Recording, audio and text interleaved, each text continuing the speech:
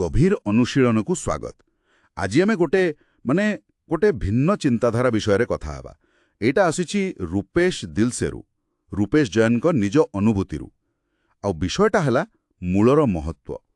आमे साधारणतः केमिति सफलतार बाहरटा देखू, किंतु भीतर कथा माने जो आधार ताकू भूली जाऊ। जेमिति देखंतु गोटे बड़ गछ, आम आखि सीधा जाए तार पत्र, फूल, फल ए सबू उपरकू, किंतु से गछटाकू जीए माटी भितरे जाबुड़ी धरिछि, जीए पानी देउछि, से चेर गुड़ाक, हाँ सेगुड़ाक तो देखा जाएनी। आउ आमे सेई मूल कथाटाकू सहजरे पासोरी देउ। तबे एई चिंताटा खाली गछ पाई नुहे, आम काम जगारे एमिति कि कॉर्पोरेट दुनिया रे भी एहार बहुत महत्व अछि।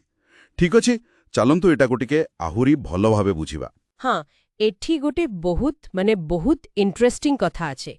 एई जो मूड़ बा चेर कथा कहउछंती, कॉर्पोरेट जगतरे एहार अर्थ बहुत